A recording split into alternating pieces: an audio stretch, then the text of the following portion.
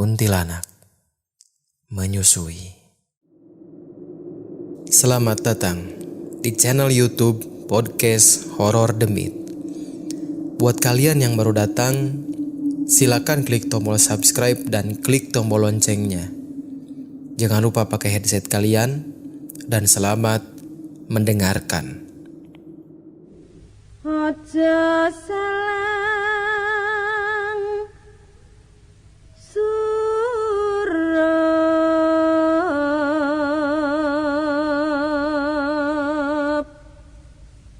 yen wong enom penwas tamtu.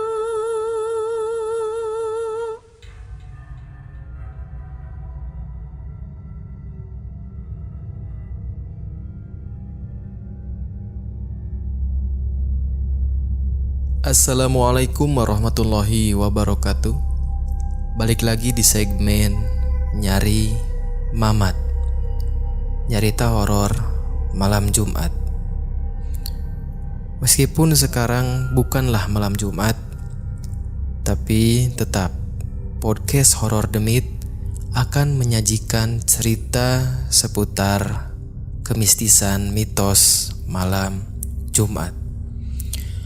Masih bareng saya Adit yang bakal nemenin kalian dengerin cerita-cerita horor di podcast Horor Demit. Sebelum mendengarkan cerita, untuk melatih keberanian kita, pastiin kalau kalian lagi sendirian.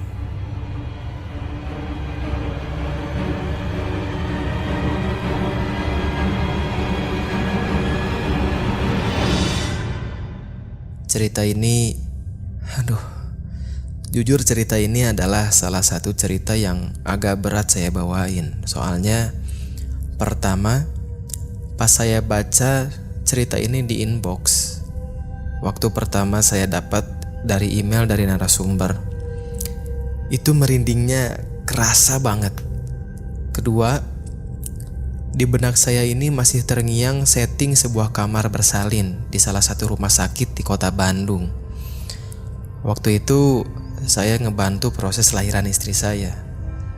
Dan entah kenapa pas baca cerita ini, saya jadi ngebayangin setiap celah dan sudut di rumah sakit itu ada sosok yang dilihat teman narasumber di cerita.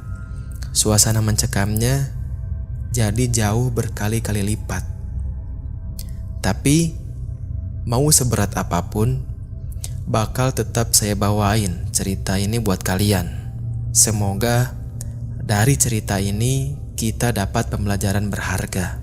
Cerita ini saya dapat dari seseorang sahabat horor yang bernama Clarissa atau Ica. Nama IG-nya @cawijaya08, CHAWIJAYA08. Narasumber kita ini adalah seorang tenaga medis. Seperti yang tadi saya bilang di awal, latar atau setting tempat dia atau temannya ngalamin kejadian ini adalah di rumah sakit. Memang ya, cerita seram di rumah sakit itu gak ada matinya, seakan gak ada habis-habisnya gitu. Bahkan seorang pasien pun ketika dirawat di rumah sakit kadang ada yang mengalami hal mistis, apalagi tenaga medisnya. Mungkin udah gak kehitung kali ya. Dan kalian yang pernah mengalami hal mistis di rumah sakit atau dimanapun lah, kalian bisa kirim cerita kalian via Google Form yang udah saya simpan di kolom deskripsi. Klik aja linknya. Perkara tempat yang paling disenangi oleh para lelembut atau makhluk astral di rumah sakit, menurut pandangan seorang yang menurut saya mengerti dalam bidang kemistisan. Maaf, ini bukan dukun ya, tapi orang ini lebih ke bisa merasakan energi negatif yang diciptain dalam kutip mereka yang berkumpul di suatu tempat. Dan ternyata menurut penuturannya, menurut pandangannya, tempat itu adalah kamar bersalin atau yang berdekatan dengan itu. Bukan kamar jenazah, bukan. Karena apa? Karena di kamar bersalin terdapat banyak darah, yang mana itu adalah makanannya mereka. Mereka bisa memakan saripati dari darah itu. Itulah kenapa kamar bersalin adalah kamar atau tempat yang paling sering dikunjungi makhluk astral. Relate dengan cerita di episode ini. Narasumber kita menceritakan pengalaman temannya ketika dia mendapatkan tugas di ruang perinatologi atau ruang perawatan bayi yang berdekatan dengan kamar bersalin. Langsung aja, ini dia ceritanya. Kuntilanak menyusui.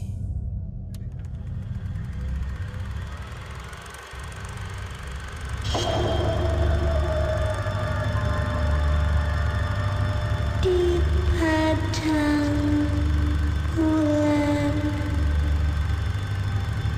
kembali ku jumpai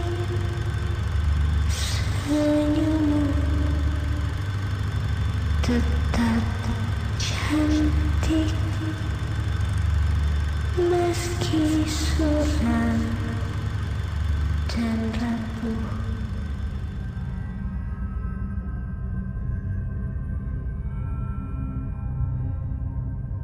Halo Kak, salam kenal. Sebut aja namaku Clarissa atau Ica. Aku tinggal di daerah Jakarta Selatan. Tapi aku bekerja sebagai perawat di sebuah rumah sakit di kota Tangerang.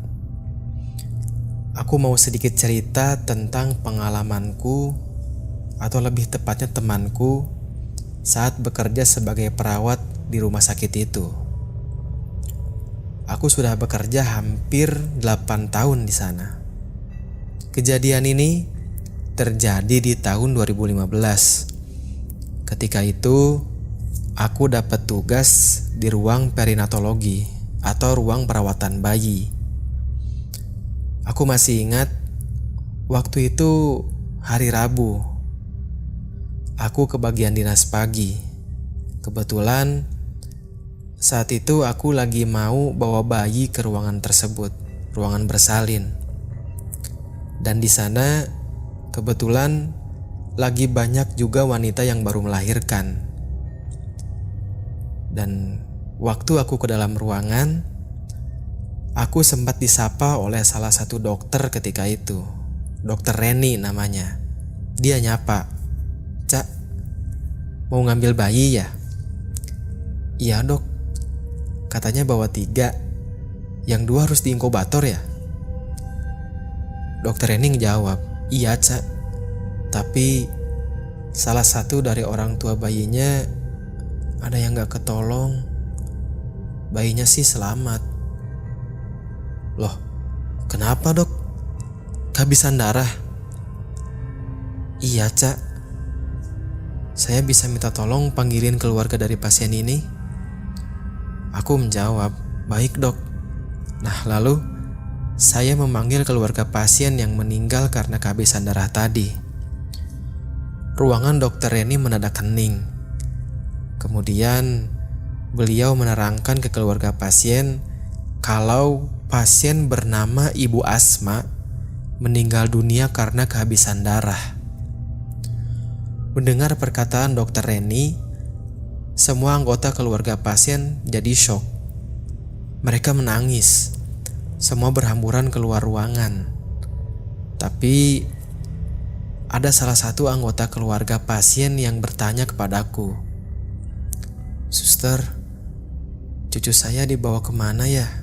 "Oh, mungkin ini ibunya pasien yang meninggal itu ya, ibunya Ibu Asma." Aku menjawab, "Oh, dibawa ke ruangan bayi bu. Dia harus disimpan di inkubator Sehat kok Bu bayinya. Dan sebelumnya saya turut berduka cita ya Bu, karena ibu bayi tersebut gak ketolong. Setelah kejadian menyedihkan itu, esok harinya aku hanya dapat kabar aneh dari temanku. Kebetulan waktu itu aku sedang libur. Jadi aku gak menerima detail kejadian apa yang viral di ruangan bersalin.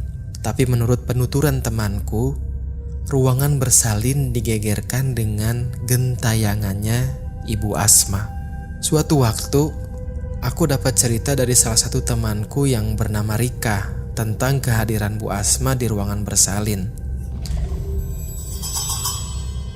Cerita ini dialaminya ketika dia dinas malam. Apesnya, Rika gak tahu wajah dan perawakan Bu Asma. Karena di hari Bu Asma melahirkan, dia lagi libur kerja. Di malam kejadian itu, pas jam 12, ketika asik menulis laporan pasien bayi, Rika dengar bel berbunyi. Di dalam benaknya, dia sama sekali gak kepikiran hal-hal yang aneh. Tapi dia tetap awas, siap nerima siapapun yang datang ngehampirin dia di meja perawat.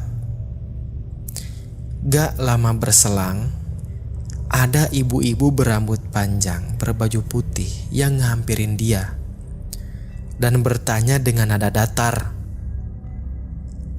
"Malam suster, saya bisa ketemu anak saya." Rika bertanya, "Anak ibu yang mana ya? Kapan ibu lahirannya?" Ibu itu bilang, "Yang di inkubator suster, yang di tengah itu." Gak ada rasa curiga, Rika langsung ngambil bayi yang ada di inkubator tengah itu. Terus ngampirin lagi ibu-ibu tadi. Tiba-tiba, ibu itu nanya lagi, "Sus, boleh saya menyusui langsung dari payudara saya?" Gak pikir panjang, Rika menjawab, "Silahkan Bu." Bayi tadi sudah pindah tangan. Dan tiba-tiba Rika ngerasa suhu ruangan bertambah dingin. Dia juga tiba-tiba merasa merinding. Dia sadar sesuatu, hanya satu. Dia sadar kalau malam itu adalah malam Jumat. 15 menit sudah ibu-ibu tadi menyusui anaknya. Disitulah Rika sedikit ngerasa aneh. Kenapa kok ibu-ibu itu wajahnya pucat banget? Rika memberanikan diri untuk bilang, "Sudah ya Bu, saya mau taruh kembali bayinya ke dalam inkubator." Ibu itu ngejawab, lagi-lagi dengan nada datar, "Baik suster, terima kasih banyak ya. Saya sudah bisa melihat dan menyusui anak saya." "Baik Bu, sama-sama," kata Rika.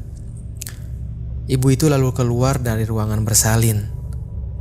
Gak lama setelah itu, seorang perawat senior, sebut saja Suster Kiki, keluar dari ruangannya. Dia ngambilin Rika dan nanya sesuatu. "Rika, tadi aku sempat lihat kamu ambil bayi yang ada di inkubator. Kenapa?" "Nggak apa-apa teh. Soalnya tadi ada pasien ibu-ibu dari bayi yang di inkubator di tengah itu. Katanya dia pengen ketemu sama anaknya." Dengar pernyataan itu dari Rika, Suster Kiki kaget. "Ya ampun Rika, memangnya kamu nggak tahu cerita-cerita dari anak-anak yang lain?" "Nggak tahu teh. Emangnya kenapa sih?" Suster Kiki langsung ngasih tahu ketika itu juga. "Rika, asal kamu tahu ya, ibu dari bayi yang ada di inkubator yang di tengah itu sudah meninggal Rabu paginya setelah melahirkan. Dia itu kehabisan darah." "Ya Allah teh, kenapa baru sekarang sih kasih taunya?" Rika lemes banget dengernya. Rika bilang gitu. Suster Kiki langsung bilang, "Lain kali Kalau ada apa-apa, tanya dulu sama bilang dulu ke aku. Baik teh, kata Rika. Tadi sih cuman menyusui, ya adalah 15 menit menyusuinya.